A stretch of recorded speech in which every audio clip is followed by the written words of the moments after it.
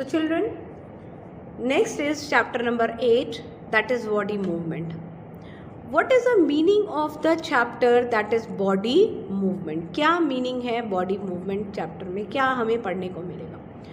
तो body movement chapter में हम पढ़ेंगे अबाउट द जॉइंट्स. हमारे शरीर में किस किस प्रकार के जोड़ होते हैं, कितने बोन्स प्रेजेंट होते हैं. अगर जोड़ हैं तो वो एक बोन दूसरे बोन से कैसे जुड़ा हुआ होता है, कार्टिलेजेस क्या है, टेंडॉन्स क्या होते हैं. और ये बॉडी मूवमेंट सिर्फ हम ह्यूमन बीइंग्स में या एनिमल्स में नहीं पढ़ेंगे, हम पढ़ेंगे स्मॉलर ऑर्गेनिजम्स और हायर ऑर्गेनिजम्स दोनों में ही. स्मॉलर ऑर्गेनिजम्स जो होते हैं जैसे कि माइक्रो ऑर्गेनिजम्स, जिन्हें हम अपनी आँखों से देख नहीं सकते हैं, जिन्हें देखने के लिए हमें माइक्रोस्कोप की ज़रूरत पड़ती है. और वैसे ही उनसे बड़े जो ऑर्गेनिजम्स होते हैं जैसे स्नेक है, लिजर्ड है, कॉकरोचेस है और भी कई ऑर्गेनिजम्स हैं, ये कैसे मूव करते हैं. तो बॉडी मूवमेंट या जो हमारी बॉडी मूव करती है वो कैसे मूव करती है, किस किस प्रकार के बोन से हमारा शरीर बना हुआ है, ये हम पढ़ेंगे इस चैप्टर में बॉडी मूवमेंट में. तो इसमें हमारा पहला क्वेश्चन है फिल इन द ब्लैंक्स. पहला question fill in the blanks का है joints of the bones help in the dash of the body. तो पहले हम समझेंगे कि जॉइंट्स का मतलब क्या होता है. जॉइंट्स हम कहते हैं जोड़ को. तो दो हड्डियों के बीच का जो जोड़ होता है वो बॉडी को किस प्रकार से मदद करती है. तो आंसर है movement of the body. Movement मतलब शरीर को इधर से उधर पहुंचाना. मूवमेंट हिलना या चलना फिरना, ये कहलाता है मूवमेंट ऑफ द बॉडी. दूसरा क्वेश्चन है a combination of bones and cartilages forms the dash of the body. हड्डियाँ और जो मांसपेशियाँ हैं, इन दोनों का कॉम्बिनेशन क्या करता है बॉडी के लिए, क्या बनाता है. इन दोनों का कॉम्बिनेशन बॉडी के लिए स्केलेटॉन बनाता है. स्केलेटॉन का मतलब होता है हड्डियों का ढांचा. बोन्स और कार्टिलेजेस हड्डियों का ढांचा निर्माण करते हैं हमारे शरीर के लिए. थर्ड है the bones at the bones and cartilages forms the dash of the body. हड्डियाँ और जो मांसपेशियाँ हैं, इन दोनों का कॉम्बिनेशन क्या करता है बॉडी के लिए, क्या बनाता है. इन दोनों का कॉम्बिनेशन बॉडी के लिए स्केलेटॉन बनाता है. स्केलेटॉन का मतलब होता है हड्डियों का ढांचा. बोन्स और कार्टिलेजेस हड्डियों का ढांचा निर्माण करते हैं हमारे शरीर के लिए. थर्ड है the bones at the elbow are joined by a dash joint. अब एल्बो रीजन हम किसे कहते हैं, जो हमारे हाथ के दोनों पार्ट, ऊपर वाला हाथ और नीचे वाला हाथ, जो कोहनी जिसे हम कहते हैं, कोहनी वाला जो रीजन है, कोहनी वाला जो पार्ट है, उसमें जो दो हड्डियां होती हैं वो कैसे जुड़ी होती हैं, या उसे हम उस जोड़ को हम क्या कहते हैं. तो उस जोड़ को हम कहते हैं hinge joint. Are joined by a hinge joint. Fourth question है the contraction of the dash pulls the bones during movement. Contraction का मतलब होता है सिकुड़न. जब हड्डियों के बीच में सिकुड़न होती है तो हड्डियाँ खिंचती हैं और किस प्रकार का मूवमेंट करती हैं. तो the contraction of the muscle मतलब हड्डियाँ कब खिंचेंगी, जब मांसपेशियों में खिंचाव आएगा. तो जो मांसपेशियाँ हैं, मसल्स हैं, जब वो सिकुड़ती हैं, जब वो खिंचती हैं, तो वो अपने साथ में बोन्स को भी पुल करती हैं, खींचती हैं. किस लिए? मूवमेंट के लिए, during movement. Question number 2 is indicate true and false among the following sentences. आपको सही या गलत का चुनाव करना है. पहला है the movement and locomotion of all animals is exactly the same. सबसे पहले हम समझेंगे कि मूवमेंट क्या होती है. मूवमेंट का मतलब होता है इधर से उधर हिलना, और लोकोमोशन होता है इस जगह से उस जगह जाना। तो मूवमेंट और लोकोमोशन क्या सभी एनिमल्स में एक जैसी होती है?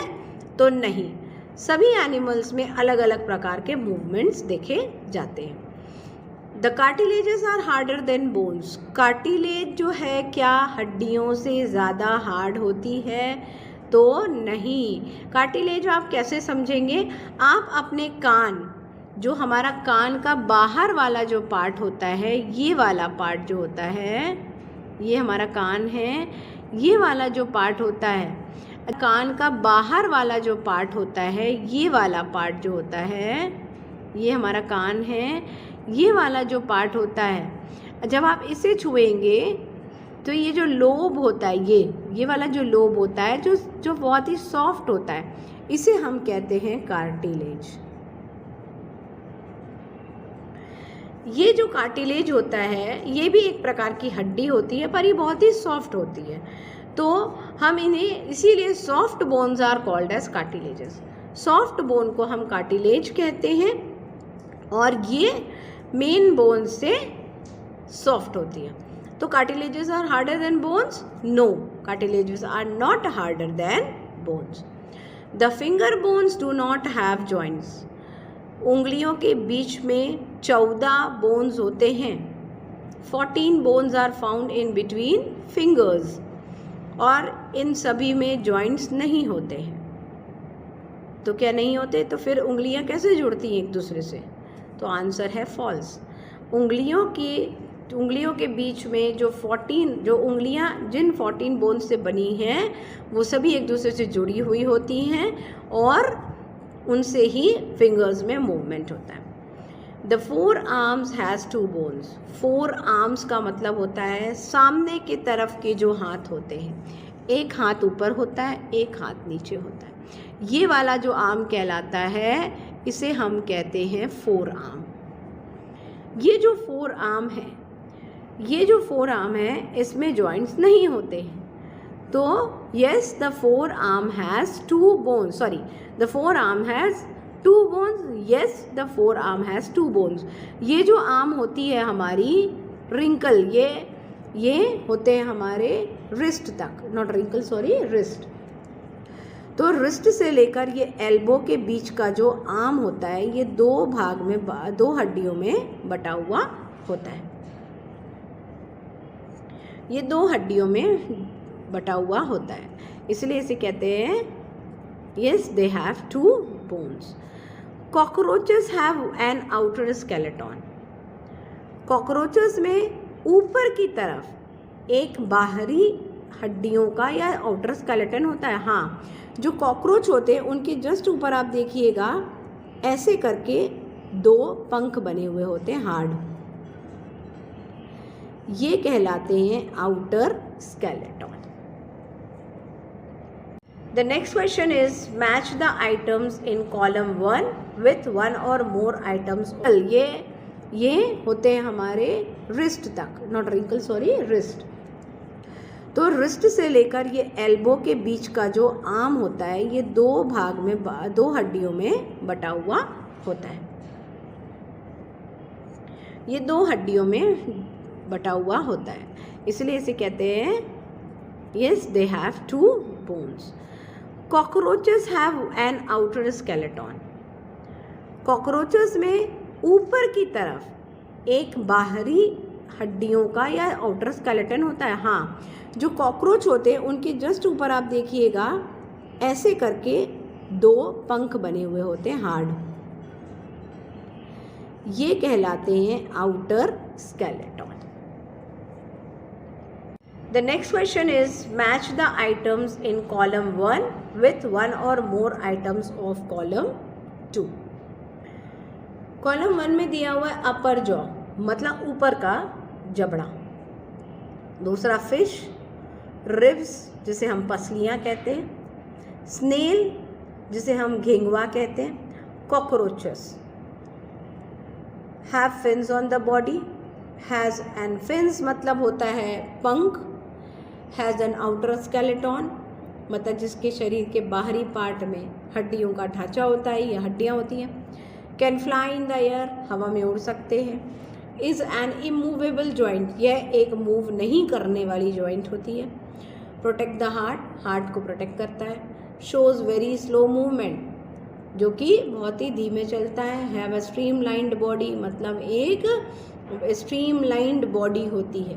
तो अपर जॉ हम जैसे कहेंगे ऊपर का जबड़ा एक इमूवेबल जॉइंट होता है। आप खुद अपना मुंह जब मूव करके देखोगे, सिर्फ आपका नीचे वाला जो जबड़ा होता है वो मूव करता है, ऊपर वाला जबड़ा मूव नहीं करता है। दूसरा होता है फिश। फिश में फिन्स होते हैं शरीर में। फिन्स मतलब होता है पंख, और उनकी बॉडी जो है वो स्ट्रीमलाइन मतलब बोट के जैसे होती है, नाव के जैसे शरीर होता है। रिब्स मतलब पसलियाँ हार्ट को प्रोटेक्ट करती हैं। Snail shows very slow movement, आपने देखा होगा बारिश के टाइम पे जब घर में आपके स्नेल्स निकलते हैं, घेंघवे निकलते हैं, तो वो बहुत धीरे धीरे मूव करते हैं। क्यों? क्योंकि उनके फूट में, उनके पैरों में मसल्स बहुत ज़्यादा होती हैं जो कि उनको मूव करने में हेल्प करती हैं। Cockroach has an outer skeleton and can fly in the air, इनमें आउटर स्केलेटन होता है और ये हवा में उड़ सकते हैं आसानी से। हमारा नेक्स्ट क्वेश्चन है answer the following question. What is a ball and socket joint? Ball and socket joint क्या है? घुटने, हमारे शरीर में जो घुटने होते हैं और हमारा जो ये शोल्डर पार्ट होता है, कंधे वाला पार्ट होता है, इनमें बॉल एंड सॉकेट जॉइंट पाया जाता है। बॉल मतलब एक हड्डी जो होती है वो बॉल की जैसी होती है, उसका ऊपर वाला पार्ट ऐसा,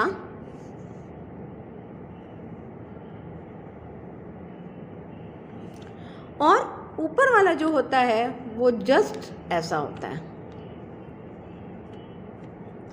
जैसे किसी सॉकेट में कोई बॉल फिक्स है या प्लग फिक्स है वैसे। तो बॉल एंड सॉकेट जॉइंट्स जो होते हैं वो मूवेबल जॉइंट्स होते हैं जो मूव कर सकते हैं। इनमें एक राउंडेड एंड होता है एक बोन में, जो कि एक कैविटी या हॉलो स्पेस, जैसे मैंने आपको ये बताया, या हॉलो स्पेस में जाकर फिट हो जाता है दूसरे बोन के। It allows a movement in all directions, ये बोन को हर डायरेक्शन में मूव करने में हेल्प करते हैं। जैसे हमारा कंधा हम गोल गोल भी घुमा सकते हैं, आगे पीछे भी हम मूव कर सकते हैं, और हमारे जो घुटने के जो हड्डियां होती हैं, जो जोड़ होता है, उसे भी वहाँ पर भी बॉल एंड सॉकेट जॉइंट पाया जाता है। तो नी में, घुटनों में भी बॉल एंड सॉकेट जॉइंट होता है, और हमारे शोल्डर या कंधों में भी बॉल एंड सॉकेट जॉइंट होता है। क्वेश्चन नंबर 2 है which of the skull bones are movable? कौन सा स्कल बोन मूवेबल होता है? स्कल बोन मतलब हमारे खोपड़ी की जो कौन सी हड्डी होती है वो मूवेबल होती है। तो only the lower jaw in the skull bone, हमारा जो ये पूरा पार्ट बना हुआ है स्कल का, ये हमारा ये जो पार्ट बना हुआ है स्कल का, ये होता है सीधे ख़त्म हमारे नीचे जॉ तक। तो जो लोअर जॉ जो होता है वही मूवेबल होता है, बाकी ऊपर के जितने भी हड्डियां होती हैं यहाँ तक की वो कोई भी मूवमेंट नहीं करती हैं। तो only the lower jaw in the skull bone is movable. Third question है why can our elbow not move backward? हमारा एल्बो, कोहनी, पीछे की तरफ मूव क्यों नहीं करता है? Elbow joint is an example of hinge joint. Elbow का जो जॉइंट है वो हाइंज जॉइंट का एग्जाम्पल है, जो कि अलाउ करता है सिर्फ बैक एंड करता है। Elbow joint is an example of hinge joint. Elbow का जो जॉइंट है वो हाइंज जॉइंट का एग्जाम्पल है, जो कि अलाउ करता है सिर्फ बैक एंड फोर्थ मूवमेंट, आगे और पीछे।